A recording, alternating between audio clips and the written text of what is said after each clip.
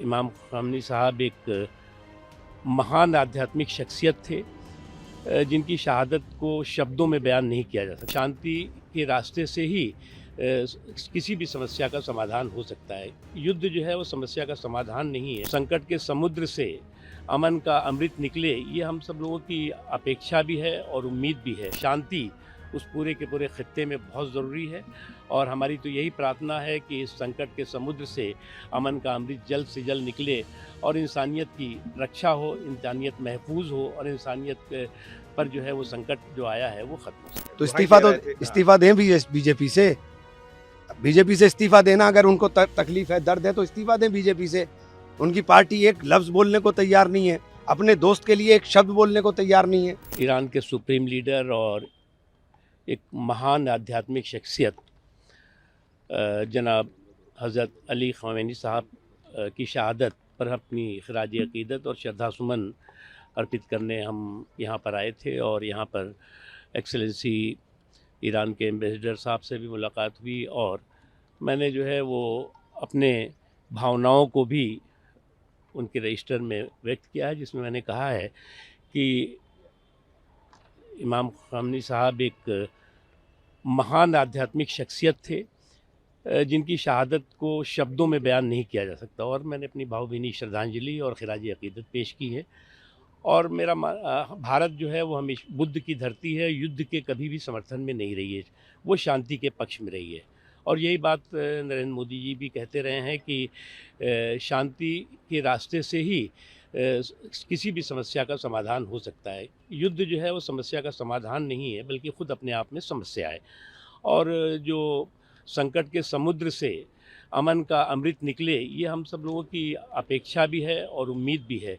और भारत की दृष्टि से जिस क्षेत्र में ये संकट है उसमें करोड़ों हिंदुस्तानी लाखों करोड़ों हिंदुस्तानी वहाँ पर रह रहे हैं। वहाँ के में जो है, चाहे वो व्यापार कर रहे हों, चाहे नौकरियां कर रहे हों, चाहे उनके भी हित जो है वो हम भारत के उनके साथ भी जुड़े हुए हैं। उनकी भी हिफाजत के लिए शांति उस पूरे के पूरे खित्ते में बहुत ज़रूरी है और हमारी तो यही प्रार्थना है कि इस संकट के समुद्र से अमन का अमृत जल्द से जल्द निकले और इंसानियत की रक्षा हो, इंसानियत महफूज हो और इंसानियत पर जो है वो संकट जो आया है वो ख़त्म हो सके। देखिए, आज पूरा जो हमारा मुल्क का एक बहुत सच्चा दोस्त और हमारे लिए हमेशा अच्छी सोच वाला व्यक्ति, जो हमेशा भारत के लिए बेहतर सोचते थे, उनका चला जाना यकीनी तौर पर हर हिंदुस्तानी को तकलीफ दे रहा है।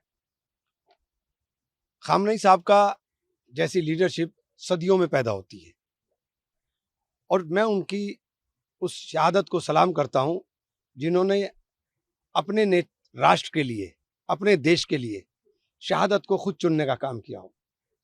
वो हो सकता था कि सेफ पैलेस पर चले जाते, लेकिन उन्होंने कहा कि मैं अपने लोगों को अगर सेफ पैलेस नहीं दे सकता तो फिर मेरे लिए भी इसके कोई मायने नहीं है।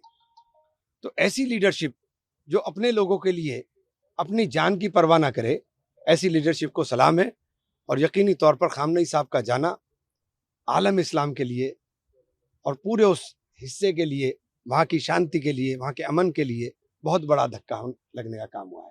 सर, महबूबा मुफ्ती भी आई थी, मिली, उन्होंने अपनी स्टेटमेंट में सर एप्स्टीन फाइल का जिक्र किया। देखिए, मेरे ख्याल से ये मुनासिब यहाँ जगह नहीं है। मैं लगातार बोल रहा हूँ कि गवर्नमेंट ऑफ इंडिया का स्टैंड बहुत लचर है। अपने दोस्त की मौत के ऊपर खामोश रहना ये इंसानियत भी नहीं है। लोग दुश्मन की मौत के ऊपर भी संवेदनाएं देते हैं, दुश्मन की मौत के ऊपर भी कंडेम करते हैं। ईरान के अंदर घुस करके वहाँ के सुप्रीम लीडर को मारा गया है, उनका कत्ल किया गया, उनको शहीद किया गया है और गवर्नमेंट ऑफ इंडिया का इतना लचर स्टैंड ये हिंदुस्तान के लिए भी बेहतर नहीं है। इमरान साहब अभी मुख्तार अब्बास नकवी भी आए थे और वो संबंध रहा है, तो इस्तीफा दें भी बीजेपी से इस्तीफा देना, अगर उनको तकलीफ है, दर्द है, तो इस्तीफा दें बीजेपी से। उनकी पार्टी एक लफ्ज बोलने को तैयार नहीं है, अपने दोस्त के लिए एक शब्द बोलने को तैयार नहीं है। हमारे मुल्क के ईरान के साथ बहुत पुराने ताल्लुकात रहे हैं, सदियों से ताल्लुकात रहे हैं और आज ऐसा लगता है कि पूरी दुनिया में जो एप्स्टीन का मसला हो गया, उसमें कहीं ना कहीं पूरी दुनिया की जो लीडरशिप है, जिनके नाम इस एप्स्टीन फाइल में आ गए हैं, वो कहीं ना कहीं इस वक्त इजराइल के साथ खड़े हैं। और ऐसे में मुझे लगता है हमारे मुल्क के लिए ये अच्छी बात नहीं, उन्होंने पूरी अपनी जो है जो पॉलिसी है उसको चेंज किया है, क्योंकि ईरान हमारा बड़ा पुराना दोस्त रहा है। ईरान ने बहुत मुश्किल वक्त में हिंदुस्तान का साथ दिया है, चाहे वो जब हमारे ऊपर सैंक्शंस लगे धमाका करने के बाद, एटॉमिक धमाका करने के बाद, पर ईरान वाहिद एक मुल्क था जो हमें पेट्रोल देता रहा, लोन पे देता रहा। और आज हम इस तरह उस नेतन्याहू के साथ है who has been declared a war criminal by International Court of Justice, और for the genocide that he has committed in Gaza by murdering lakhs of Palestinians, including children and women. So today it's very unfortunate that India is standing with a war criminal, with a murderer, with a master of Epstein files, rather than the people of Iran. It's a pity. It's very sad.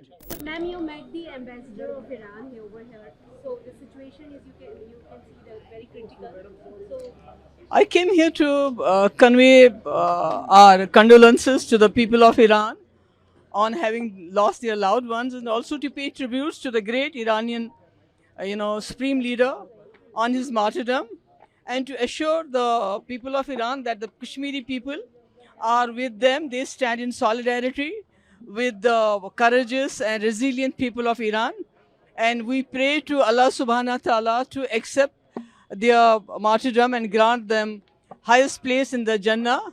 And we are praying for their victory in this war against evil, because Iran is fighting alone against the Epstein gang. Everybody who has been mentioned in the Epstein files is standing with Netanyahu at this point of time, whether it's out of compulsion or the pseudophilies are of their own will with against Iran, and they stand with Israel.